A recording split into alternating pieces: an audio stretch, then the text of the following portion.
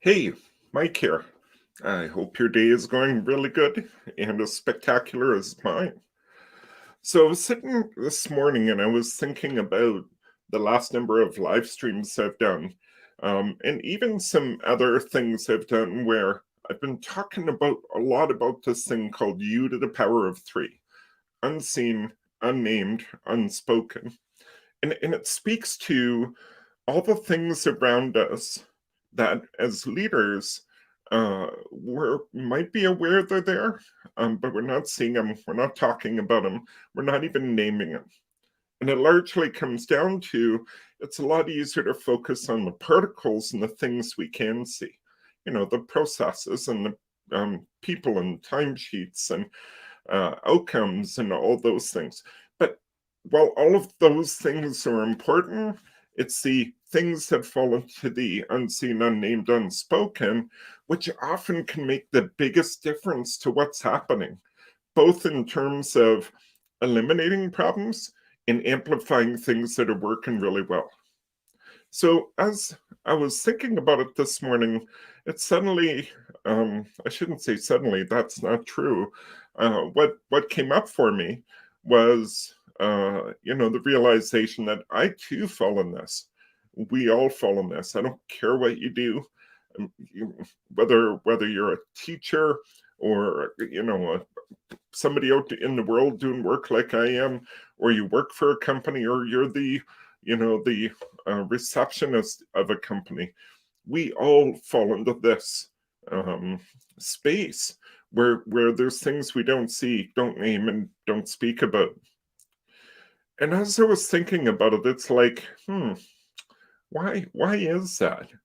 Like, what are the things that contribute to that blind spot or that bias or whatever it is? What came up for me is a book I read recently called, read it on Kindle if you couldn't tell, called Creativity Inc. by Ed Catmull. And it's, if you can't tell by the picture, unless you haven't seen the show, it's Pixar, the company. Ed is the president of Pixar Animation and Disney Animation. Um, and he founded Pixar way back in the day. Worked for Lucasfilm, I believe it was, but before that. Great book. So before I get into why am I bringing this up, great book. It's kind of fun in the sense, if you're like me, and I love movies like animated movies like Toy Story and Up, and so many more, so many more. But he tells the story of Pixar while he teaches us about what do they do when it comes to leadership and team building and amplifying creativity and so on. In one of the chapters, and he was focused on leadership in this chapter, in one of the chapters, he talks about the hidden-ness of things in leadership, things you can't see, exactly what we've been talking about, the unseen, the unnamed, the unspoken. And what I liked is he talked about 3 layers of hiddenness. In other words, what's something that's contributing to hiddenness as a leader? And that's what I see myself as. So, I fall into these categories too. So the first one, the first layer, happens when somebody gets promoted or moved into a leadership role where perhaps they were a part of the team, now they're leading the team. When that happens, people, human nature will have people quietly changing behavior, unconsciously changing behavior, because we don't want to complain about stuff quite like we did before, because now Mike's the boss. We don't want to make those problems quite as visible, because now she's the boss, right? Whatever the category is there. So layer 1 is people will change when somebody gets promoted, and they'll start hiding things, not on purpose, not maliciously, but they'll be less likely to talk about it. And when you think about it, there's an opportunity there, if you can see those things, that people are talking about it, no matter how uncomfortable it might get. There's an opportunity to see something that's not being seen. So that's layer 1. Layer 2 is when the hierarchy of an organization impedes progress and the ability to see things. Now, I just want to be clear about something. And even Ed talks about this in the book, that hierarchy is not a bad thing.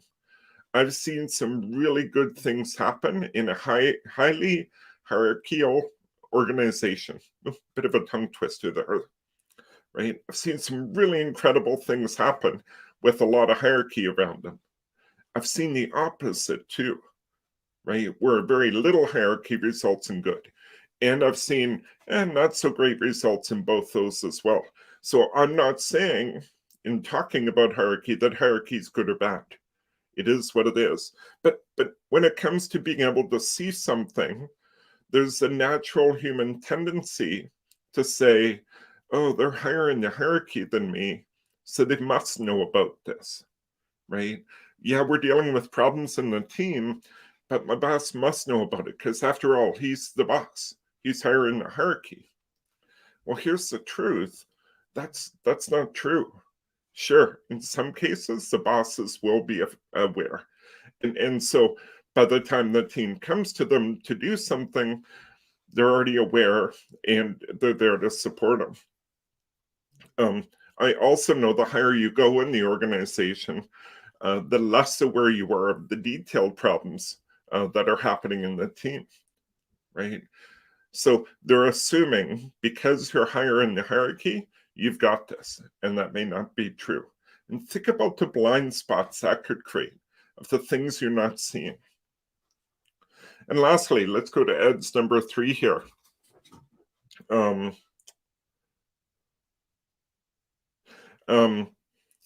It's very closely related to the hierarchy. Sorry, I was trying to read my note there that I made for myself. Maybe I should type these in.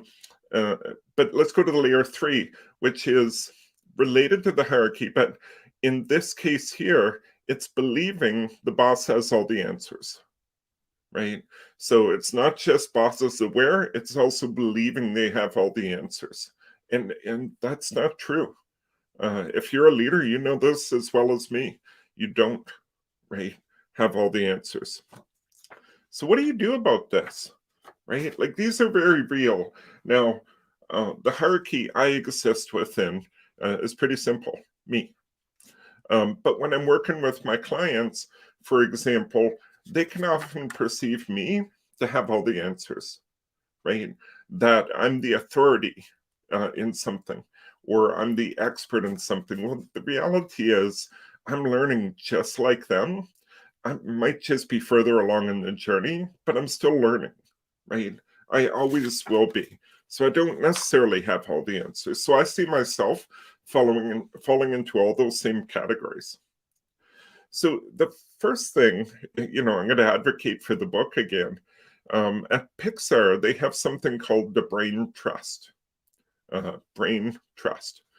And what happens in the brain trust is, they come together to give each other feedback on their movies. So the people who are actually creating a movie, director and creative people and so on, they're kind of at the core of it. Everyone else comes together to give them feedback on their movie. And they've worked over time. There was an evolution to it. They've worked over time to normalize what's going on in that room.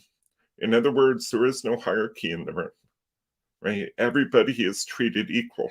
So if you watched a preview or whatever it is you needed to watch to contribute, if you watched a preview and now you're there to give feedback, the lowest person in the hierarchy has just as much weight as the highest person. The team that's actually creating the movie are the ones that own what to do about that, right? Whether or not they accept it and what they do with it and how they do with it, like, they're the ones that are taking the feedback and doing something with it. The thing about that is, when you think about that, if you eliminate the hierarchy in that room, everybody's feedback is weighted equally. Think about the impact that would have to those 3 hidden-ness things that Ed talks about in the book, right? People changing behavior, hierarchy influencing, boss needs to know it all, and so on. Now, just struck me. One of the evolutions that happened was also being very conscious of where people are sitting in the room. Because initially it used to be the main part of the creating the team was creating a movie, plus the senior managers and then everybody else. And it created hierarchy in the room. It actually created a problem that's related to those two hiddenness things. And so they started randomizing it. It's been a few months since I've read the book, so I don't remember the exact details there. So that's the first one. Create a brain trust, a safe place, right, that people can come together and give feedback as to what's going on. So that's number one. The second one, which I talk about over and over and over again, is you need to lead yourself first. I need to lead myself first. If I'm not aware of the impact, so somebody calling me an expert in something, for example, if I'm not careful, what that could do is feed my ego, right? Create an inflated sense of self-worth or, whatever it is, right? If I'm not aware of that, it could feed that. It could also create a behavior in which I stop listening to other people, even the people I'm teaching and coaching and mentoring. I could stop listening to them because I've been called the expert, right? And I let that guide me. Not acceptable in my mind. And so when it comes to leading myself first, I'm very self-aware of, yes, I have a lot of knowledge and I have a lot to share and I love sharing it and I love coaching people and teams. But if I'm not self-aware of that, when those things happen and when things creep up, if I'm not self-aware, I'm going to head down that bad path. So instead, I use that self-awareness to go, oh, no. What do I need to change? What do I need to do here? So I don't let it impact me. I continue to show up how I want to show up. And thirdly, again, it's something I say over and over again, ask for help, right? If you're not sure why you can't see some things, if you're not sure what's that bias or what's that blocker, then ask for help from somebody. It could be a peer, could be a coach, could be your boss, could be anybody, right? What is it that's causing you to have that blind spot, that unseen, unnamed, unspoken thing?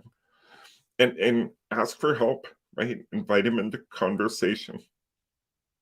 So that's it, right? A little bit of inspiration from the book Creativity Inc. I'll just hold it up once more in case somebody's wanting to go look for it. Highly recommend the book, absolutely. Great leadership and team kind of book, especially in creative spaces. Obviously the book's called Creativity Inc. And we're talking about Pixar here. But I think most places there's creativity at play. That's it for today.